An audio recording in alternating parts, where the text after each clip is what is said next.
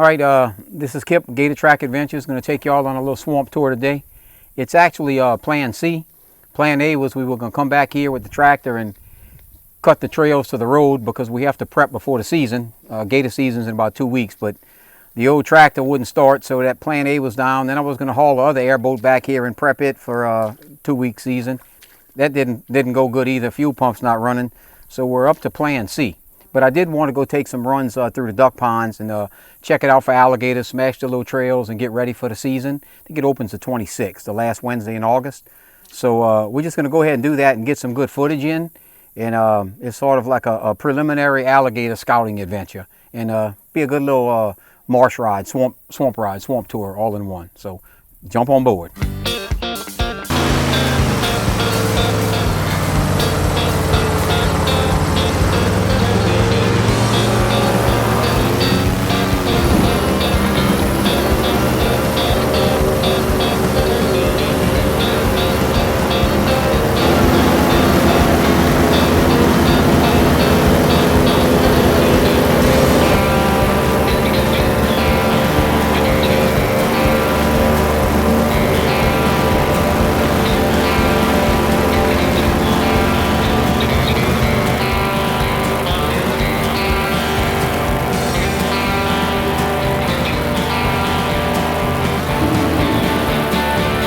Gator Nest.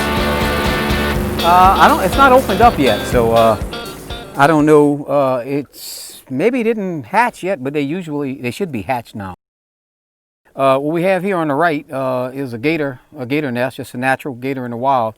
I don't see the nest open, so a couple of things could have happened. Maybe they didn't hatch yet, and I don't want to go mess with it, aggravate the mama for no reason. But possibly the water came up high. It could have ruined the eggs and they didn't hatch, or they're yet to hatch. So that's what they look like. If you get a look at it, it looks like a pile of leaves or branches. The mama alligator just cleans this whole area out. You can see where it's almost like she took a rake and raked it all out. And that's the nest. All right. Now right here, Donna, we're gonna go a little faster. So you're going to have to just make sure to hold on because I got to give it a little, not fast, but we're going to jump into some duck ponds.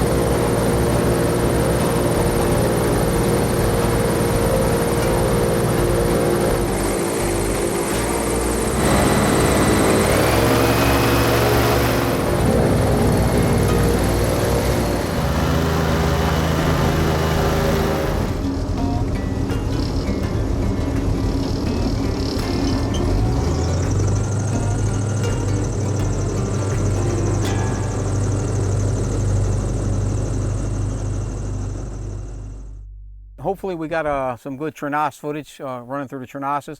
This is one of the few duck ponds that we have left on the property here in St. Charles Parish. Back in the 70s, and I'll get the camera to scan the pond here. It's probably, I don't know, probably 2-3 acre pond left. But back in the 70s and 80s, there's a big oak island. It's an old Indian mound, and there was a camp on it, you know, back since the 60s or 70s, I guess. And we'll film the big oaks, oaks with all the moss hanging on them on the way out. But that's an old Indian mound, or so they say it is. I think because the Indians used to live there. That's what I'm told.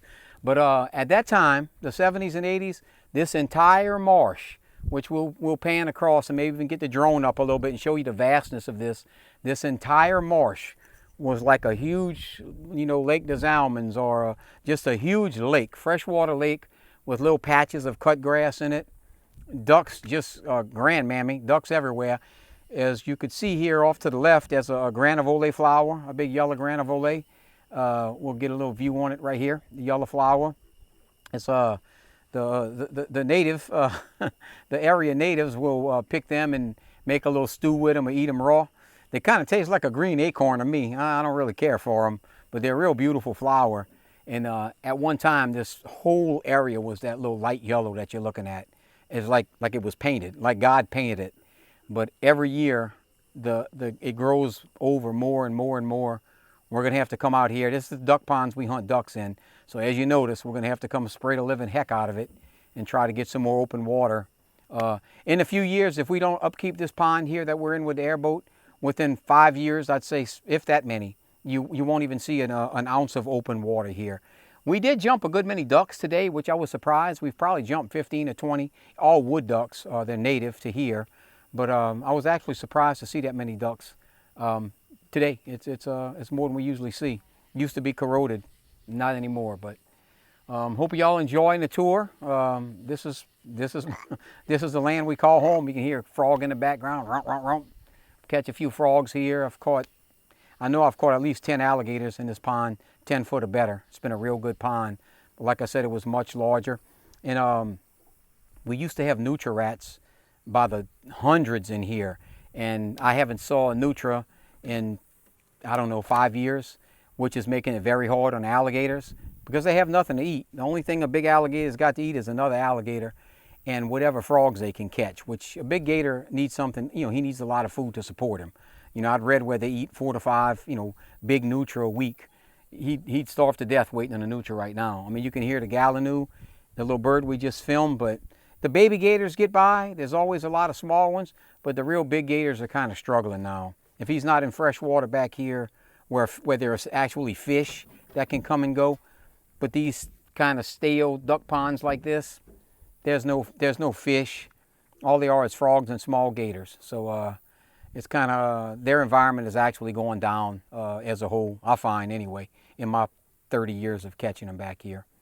So off to some more riding. Just want to fill y'all in on what we've done and what we're going to go. We're going to go ride, hit another few duck ponds and just soak in the sights. And while we're riding, I'm looking for places to put the gator lines, making little circles around with the boat, knocking grass down.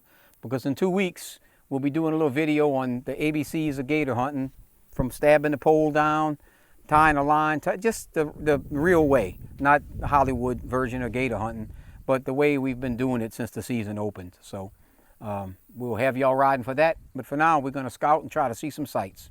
Thank you.